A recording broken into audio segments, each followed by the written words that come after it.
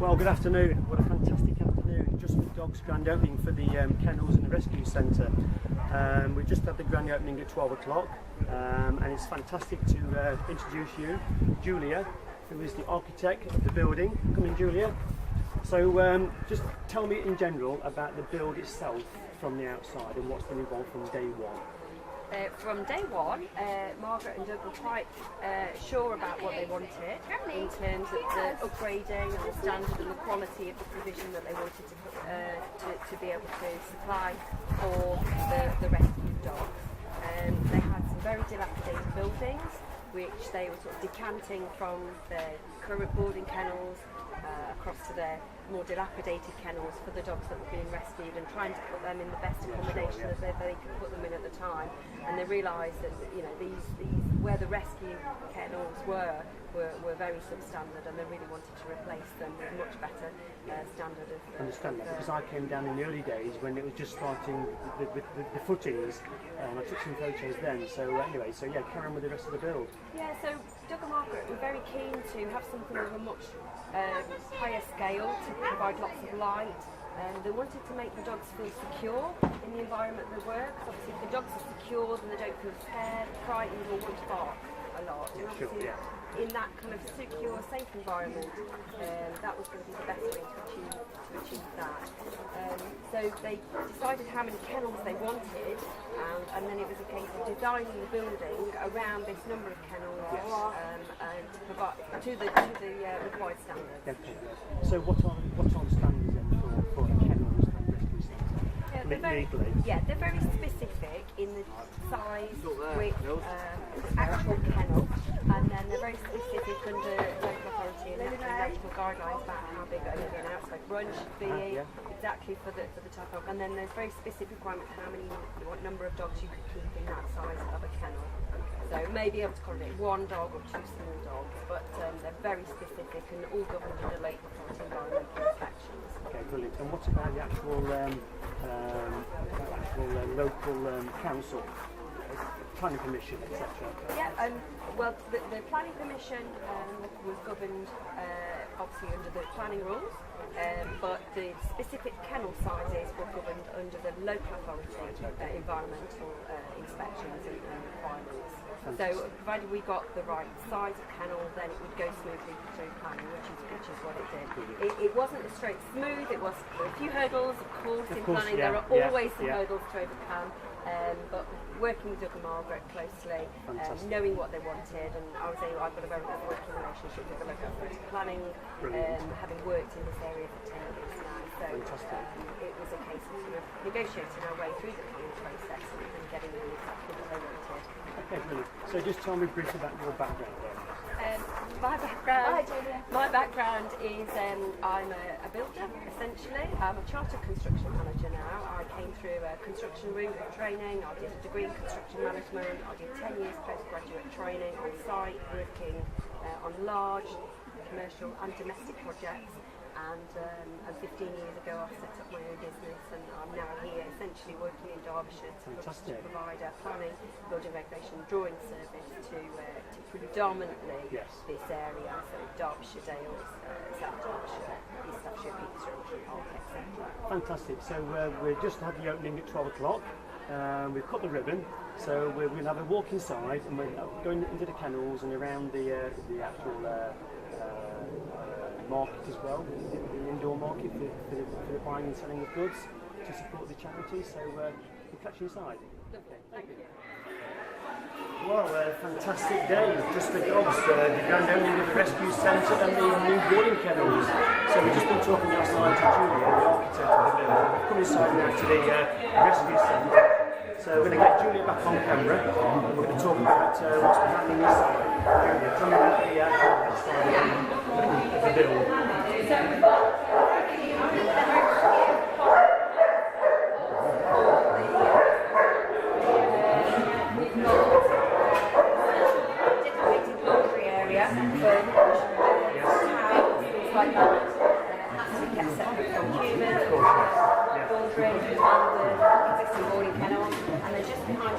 Dedicated kitchen area for preparation of food and meal for dogs, and then just behind here we've got a specialist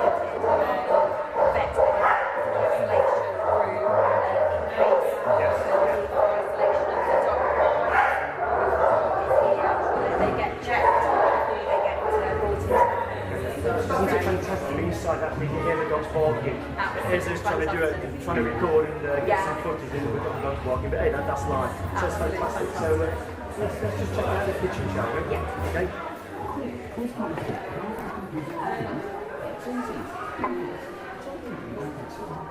Okay, that's better. We can actually hear ourselves think now. So yes, so what about the actual kitchen then, Julia? What's been involved here? This is the laundry area. Oh, sorry, the laundry area. Beg your pardon. So Margaret and Doug have got dog beds. Any dog beds that get donated, I'm sure they get washed and laundered specifically before they get used. As in towel donations, the rescue centre's always after towels and bedding that they can use for the dogs.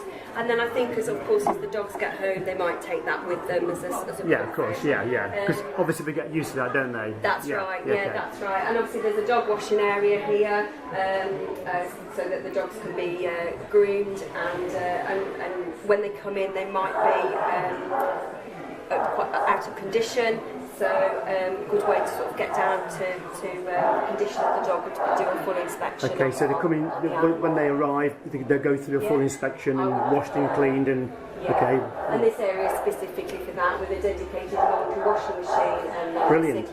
Sink area. Okay, so it has to be kept separate. Fantastic. For sanitary reasons. Brilliant. Okay, so we'll go next door then. Yeah.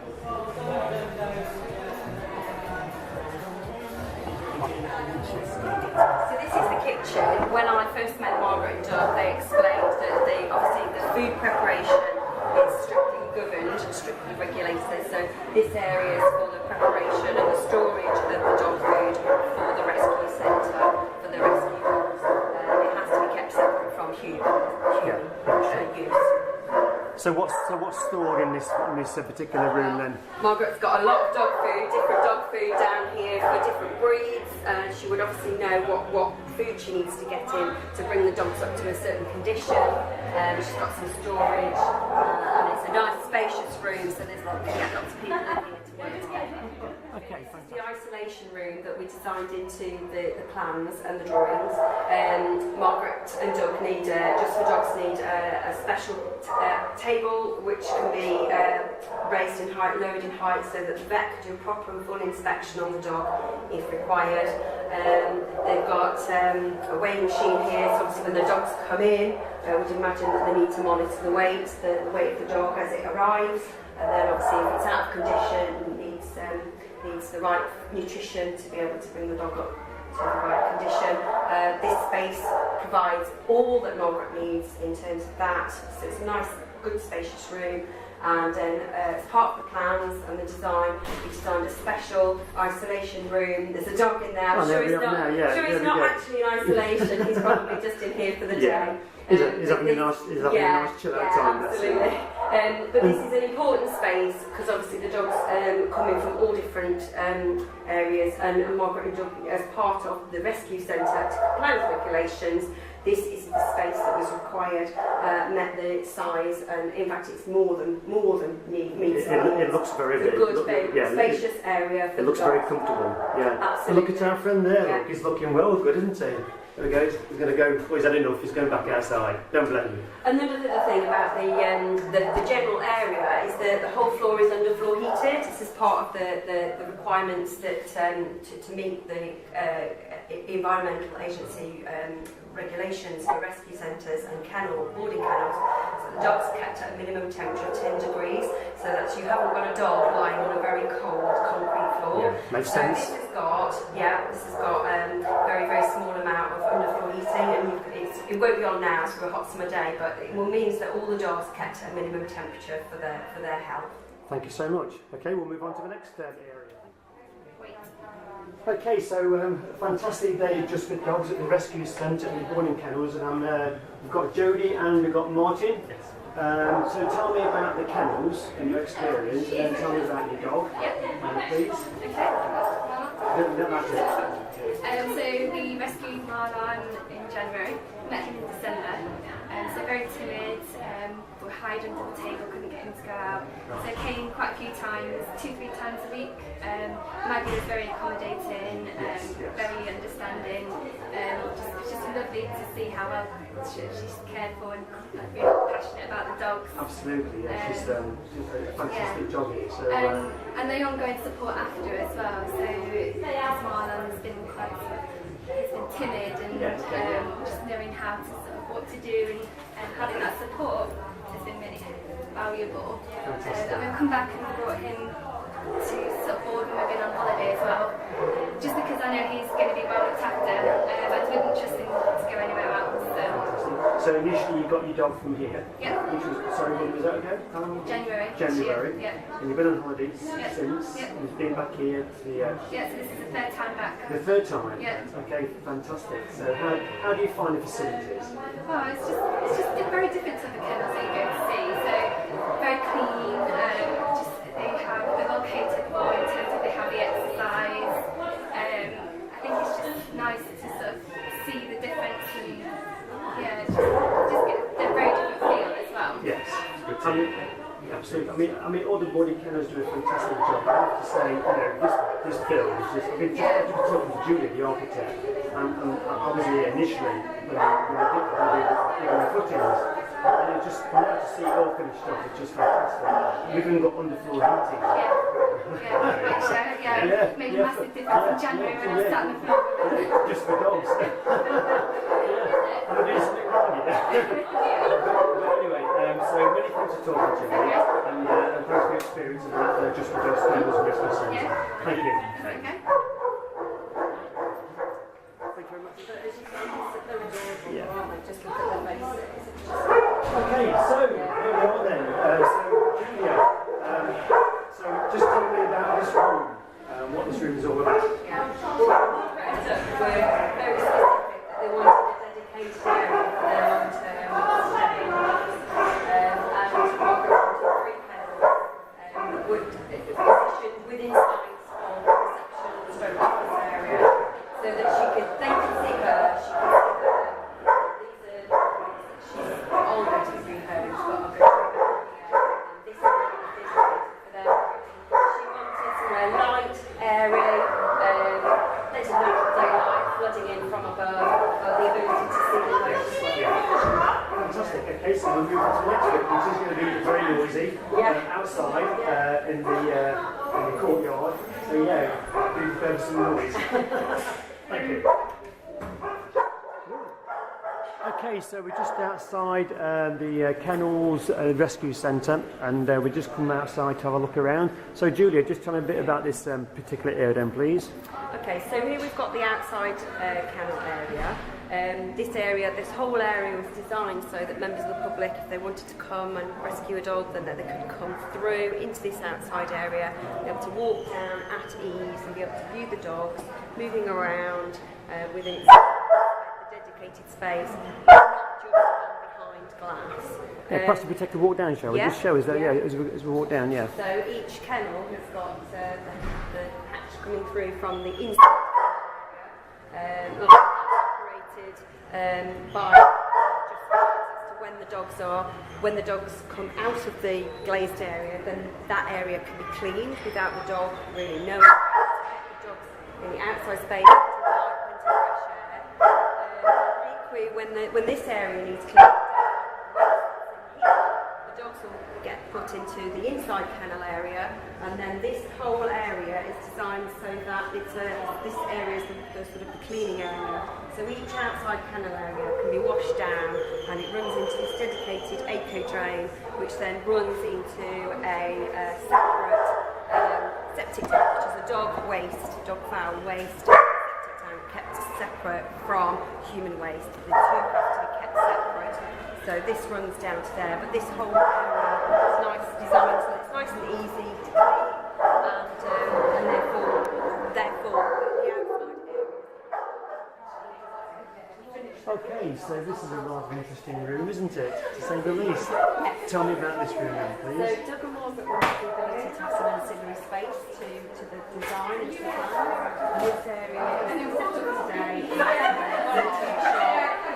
It's a fundraising area for open days, and doors like such as today, the doors open onto the exercise area outside, and it just has a nice connectivity from the rescue kennels and back to the down area. So today it's just about raising money for the charity. Donations come into this area, get some started, and then on days like this it's set up as a shop, and today we've got tombola. Yeah, brilliant. Okay, right, outside we go then. Okay. Well, look at this then. Beautiful sunshine, isn't it? And what a fantastic day to behold, to have this grand opening of the Just for Dogs Rescue and Boarding Kennel Centre.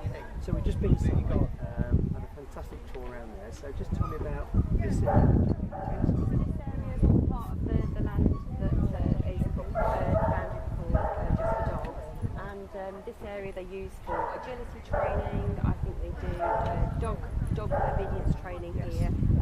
Various other Activities. Various other trainers come to here and train and offer training classes here. But definitely on Sunday mornings they definitely do. Wednesday evenings they do dog training, dog agility here over a variety of obstacles: the jumps, the seesaws, the weave, poles, and the equipment here. Yeah, brilliant. So this was also part of the build, wasn't it? Because obviously apart from the building itself, you've got to establish, how much space you need overall. That's right. Yeah, this area was purposely set aside for open days such as this. So the doors open out from the side of the building, car parking, and then sort of everyone can see the exercise area and the back of the kennels. So I'll just get the camera and you can just show us around, just have a look around this side then. So just talk me through, we're just now looking into the actual parking area.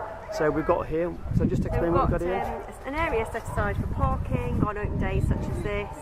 This area is here set aside for the agility. Today's Have a Go at Agility, fundraising for the rescue centre today. I think it's £1 a go to have a go, which is always great because something like that quite daunting. It's good to just have your dog and have a go. So all this area is set aside for car parking, and then here we are having connectivity with the building and the exercise areas over there. Okay, fantastic. So we're going to go back inside again to the main reception and just have a chat in there.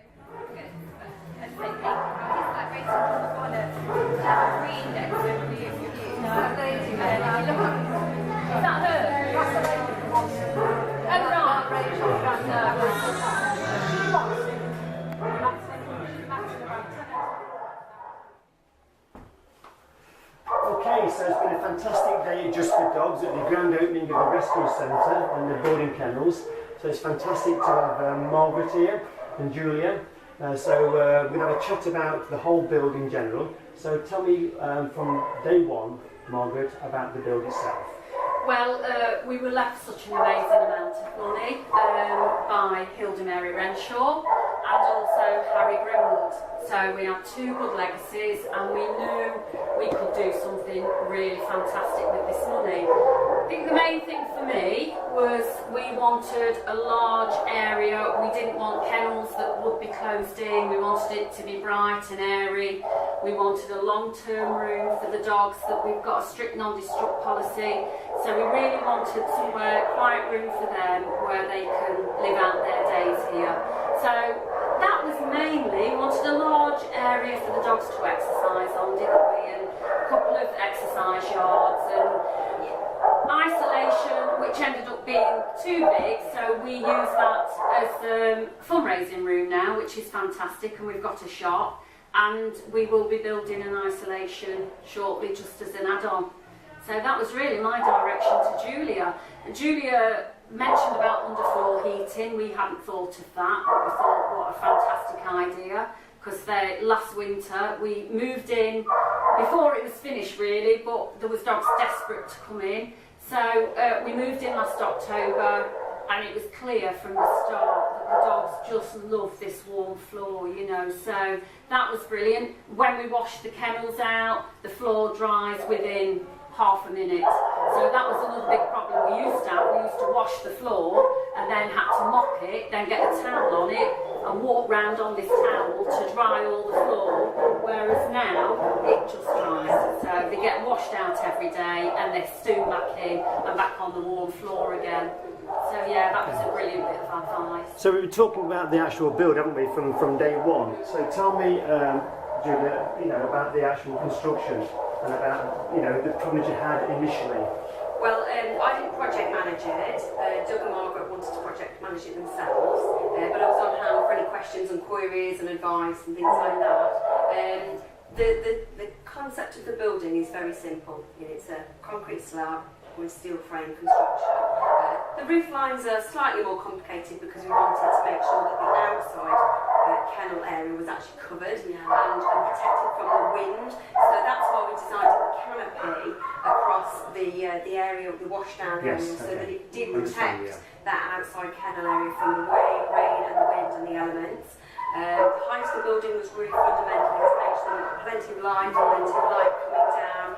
And the previous dilapidated kennels were very low, and even so low that when you're mopping the floor, you catch the mop, on the roof. It was that low. And we couldn't pass on the corridor. The corridor was about that height. So if there was two of us working, we were like not looking there.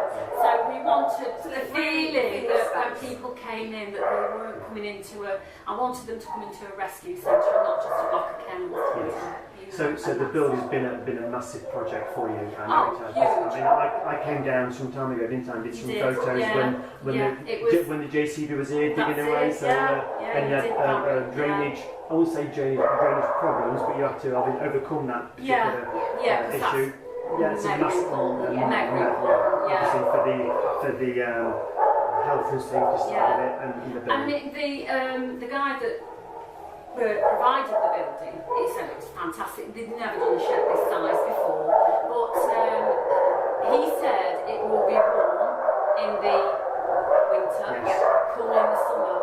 Well, it's really been put to the test this summer, and we hung around in here instead of going to the house when we finished work. We've just been in here. We've not had a single dog panting in the kennel or in the outside run, and I just thought, well, how does that work? How can it be?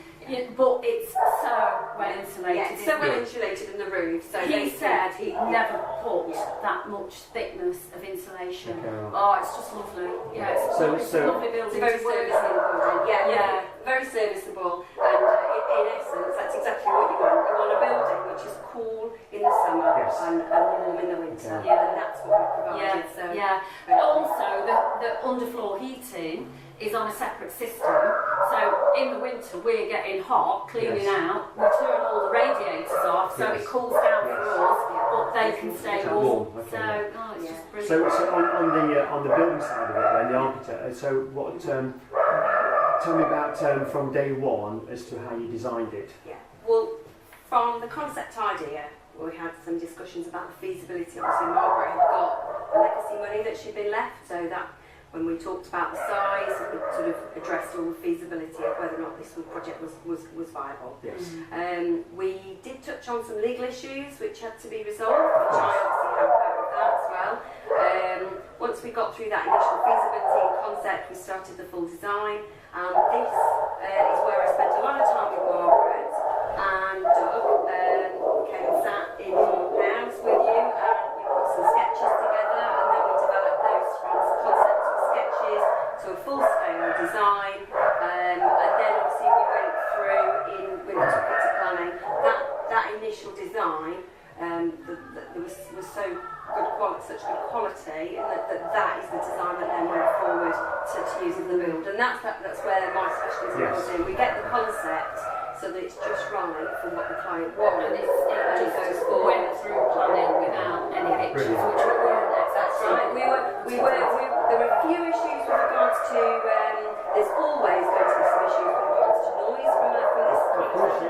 But there was already a bond, which is an acoustic mound, which had already been constructed under the previous planning permission, and then it was just a case of reassuring the planners through this process because it was an existing rescue centre. So in actual fact, we were replacing light for light, and then there was no increase in dogs because we already had the kennels. All the kennels are just far bigger. So we've got the same amount of licence, the same amount of dogs as we've always been. They've got luxury space. That's right. So here we are today again.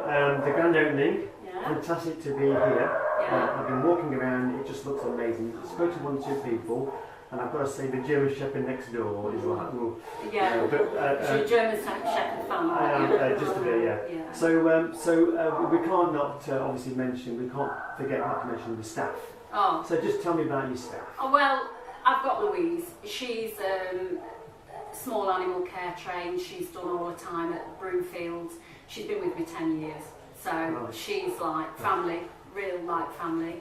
And Gabby, my daughter, who is family, and she's been following me around since she was that high. Okay. I've got photos of her with a big German Shepherd that was bigger than her. And she's always worked. She started working when she was about 13, home from school, giving dogs biscuits, letting them out.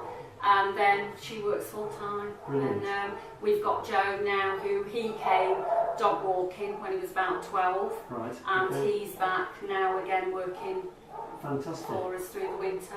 Yeah. Okay, so we're here today. What lies ahead?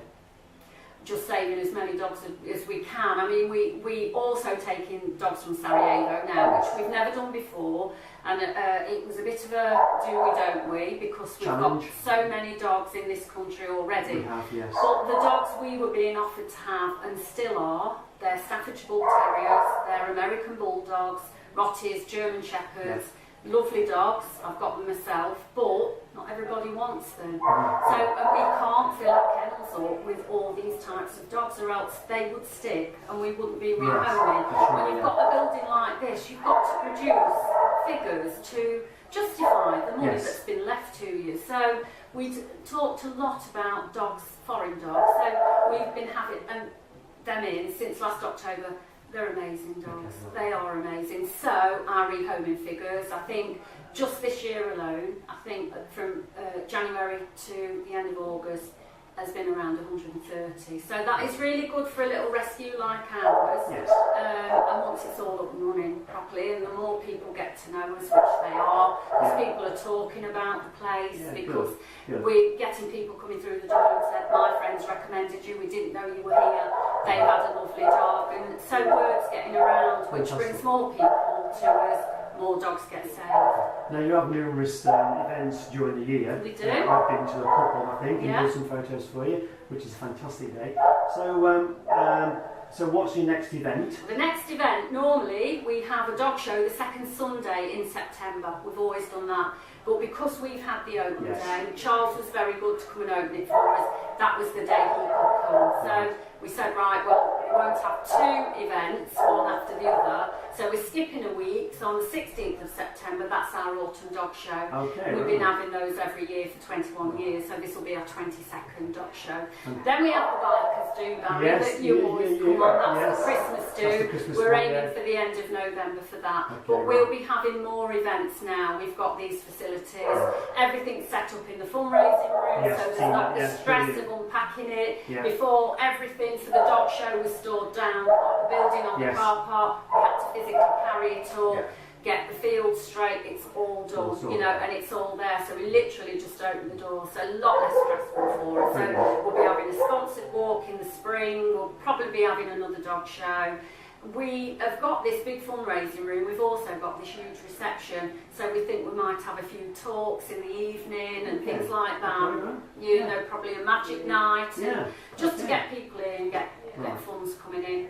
It's not cheap. No. Well, so I look forward to coming to as many as I possibly can, especially the biker one. Get my bike out and come and do that. So how does what can the general public do now for you to help with this? Well, dog walking, dogs need walking all the time, and we say we never pin people down. They are voluntary, so we never make them come on a certain day. We just say, come. The dogs go out at least once a day. We've got the exercise yard, we've got the paddock. We always say if we have too many dog walkers on one day, which very often happens at weekends, if the dogs get 2 walks, they're not going to complain, are they? So we say, come on between 9 and 11 every morning and come and walk some dogs. We have voluntary admin, which they greet people when they come, because we are a friendly charity, and they can have a smiling face, and it doesn't take us away from our work. So we've got Shirley and Emma now, and they do about 3-4 mornings between them a week. So volunteers for fundraising. Money, of course. We need money. I hate to have the begging bowl out, but it's a massive centre. It is a massive centre, you know. and it's going to take a lot of looking after. So all I can say is fantastic. You are just for dogs, and your staff are amazing as well. They are. So without you and the staff, this place, and many thanks for the commitment you put into the build. It's been fantastic to talk to you about the whole build itself. And any more on the project? Any more projects? Well, we'll wait and see what Margaret has got for the future. Who knows, we might build another place. Okay. You never know. Margaret knows where I am when she needs me. Well, look, fantastic. So, Yeah, nice to meet you. nice to meet you. You too. Margaret, you're fantastic. Thanks. So well done. Thanks, Margaret, Barry. got to give you a hug. Yeah. Oh, Come on, let's have a good Oh, Just yeah, for it's the been a dogs. long time Yeah. in the making, hasn't Yeah, it? so well done. And Yeah, catch you again soon. Yeah, Yeah. Many okay, thanks. thank you. Thank you. Oh, well done,